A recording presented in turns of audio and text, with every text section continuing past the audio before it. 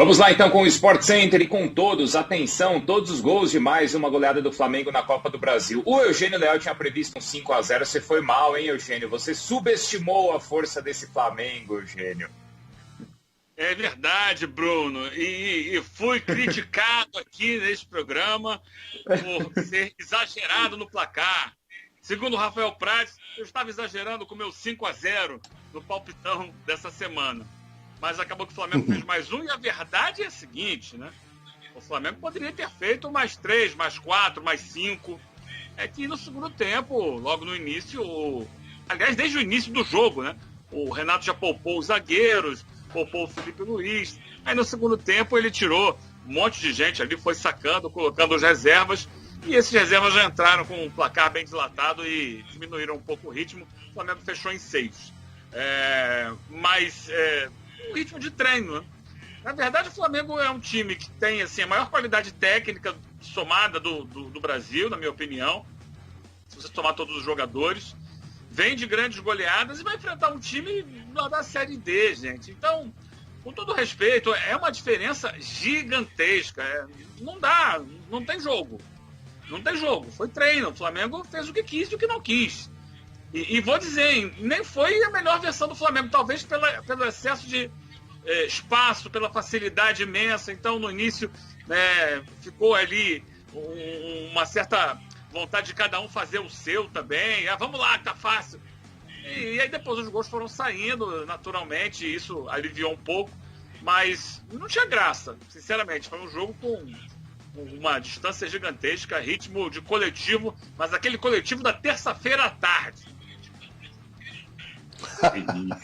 E desde que o Renato chegou, né, todo mundo falando de um Flamengo mais solto, mais confiante. O próprio Renato usou essa palavra, confiança, nas últimas entrevistas.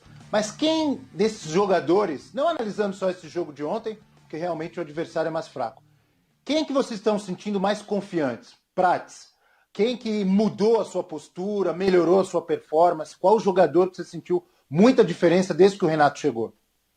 Abel, ontem especificamente, você tem razão quando fala da fragilidade do ABC, né? E a gente projetava aqui, né, Abel, um jogo de resistência. O que seria o jogo de resistência? O Flamengo atacando muito e o ABC tentando suportar, tentando se segurar para não sofrer a goleada que sofreu, né? Um 6-0 no Maracanã, liquida a série, tem o jogo da volta em Natal, mas é um jogo muito mais protocolar.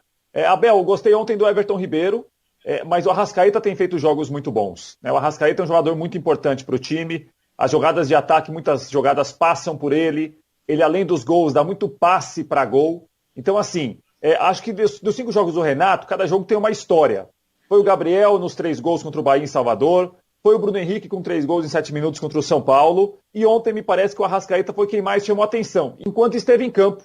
Porque como o Flamengo abriu 4-0 no primeiro tempo, deu tempo até do Renato tirar alguns jogadores pensando no brasileiro. O Arrascaeta não ficou o tempo todo, o Gabriel não ficou o tempo todo, o Bruno Henrique não ficou o tempo todo.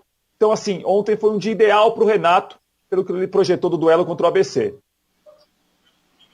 Agora, é uma goleada atrás da outra. E o mérito está onde, hein? Na chegada do treinador? O mérito está na atitude dos jogadores? Vamos ver como é que o Renato avaliou. Os méritos todos são do grupo.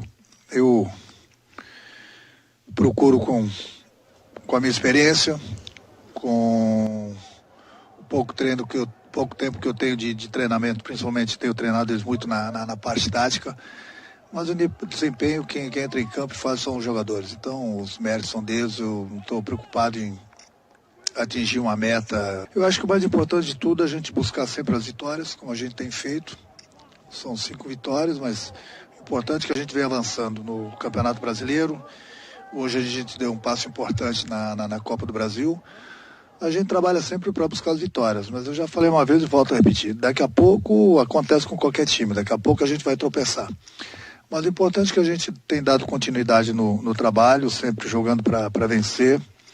E a gente tem conseguido essas vitórias justamente porque a equipe tem feito o que é pedido para eles dentro do campo, e eles dentro do campo têm realizado com sucesso.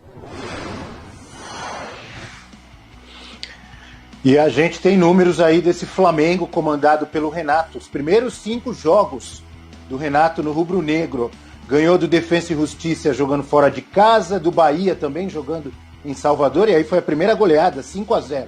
4-1, jogo de volta no Defensa e Justiça pela Libertadores. 5-1 no São Paulo, no Maracanã, e 6-0 no ABC. Só que aí, Eugênio, o Renato, a gente viu ali ele dizendo, alguma hora vai tropeçar. Aí eu quero ver a reação do time, a reação principalmente da torcida, dos corneteiros que sempre existem, da galera da rede social, porque o Flamengo está acostumando, se é que a gente pode dizer assim, mal os seus torcedores mais uma vez, ganhando e goleando.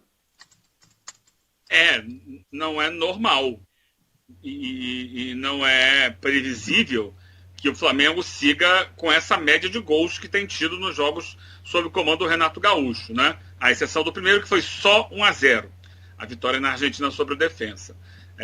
É uma média muito acima do que qualquer clube do mundo consegue. Então, o natural é que em algum momento isso vai cair.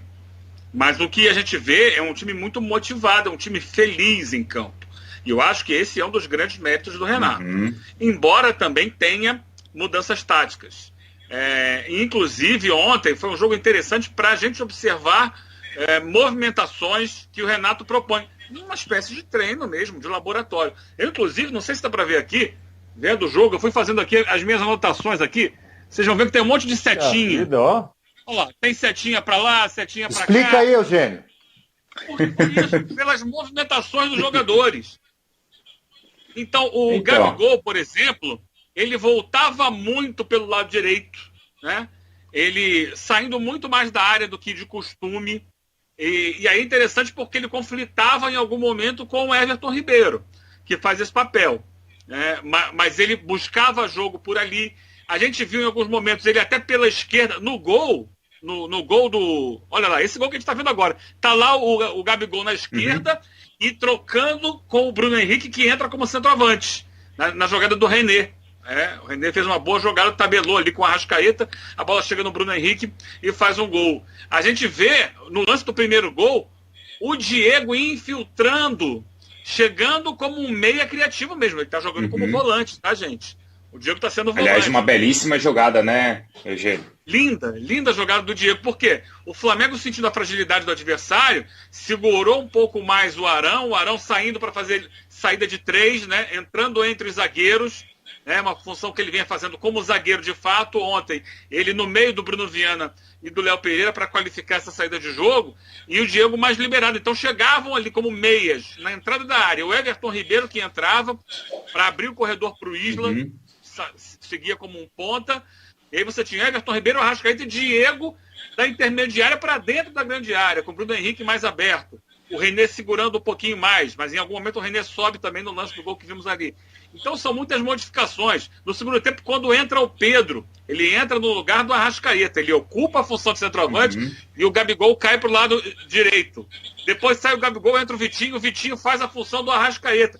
Ele vai desenhando, ele puxa para lá, puxa para cá, vai aproveitando para fazer laboratórios. O Michael entrou pela esquerda, não entrou pela direita como vinha entrando nos jogos anteriores do Renato. Então ele também aproveitou o jogo para criar alternativas táticas e testar um jogo que era um jogo oficial de Copa do Brasil, embora a facilidade, porque o adversário não opôs a resistência, a tal resistência dita pelo Rafael Prats. Então, mas aí eu fiquei pensando o seguinte, o Renato falou que o mérito é dos jogadores. Primeiro, é dos jogadores, ô Prats? Os jogadores têm o mérito principal, Bruno. Agora, tem a participação do Renato, que é muito importante nesse início, sem dúvida. Não, porque aí eu estou pensando o seguinte, se o mérito é dos jogadores, então com o Ceni o demérito era dos jogadores? Ele também tem, os jogadores também tinham uma grande participação. Eu concordo plenamente com você, Bruno. Eu sei até onde você quer chegar, né? Porque aquela história, se o time está bem, vai vencendo, os jogadores são muito bons. Se os jogadores estão bons assim, não vencem, o técnico que é ruim, né? E esse tipo de situação, ela não é uma situação que é justa para quem é o treinador do Flamengo, né? Não dá para você colocar na conta dos jogadores quando o time está muito bem e na conta do técnico apenas quando o time não está tão bem assim. Eu acho que a responsabilidade tem que ser dividida. O Renato, de maneira muito inteligente, tem um início muito interessante. E o Renato agora é o momento dele, Bruno, que também ele fala o seguinte, quando ele diz que, olha, tem que se preparar para tropeços, não vai vencer toda hora de 5, de 6, de 4. Porque é o seguinte, quando o Renato chegou, esse grupo era muito bom. Esse grupo é vencedor. Talvez o Renato tenha chegado para falar o seguinte: vocês não são ruins como estão falando que vocês são ruins. Pelo contrário, vocês são muito bons. Agora vai todo mundo falar que eles são muito bons. O Renato vai falar o seguinte: olha, vocês estão muito bem, mas sempre tem coisa para melhorar. Sempre tem coisa para corrigir. Eu acho que o Renato está trabalhando nessa situação, né? Quando chegou, não era tudo ruim, e agora não quer dizer que está tudo tão bem, tudo tão bom, mas que é muito melhor trabalhar nesse cenário, com vitórias, com resultados positivos, não tem a menor dúvida disso.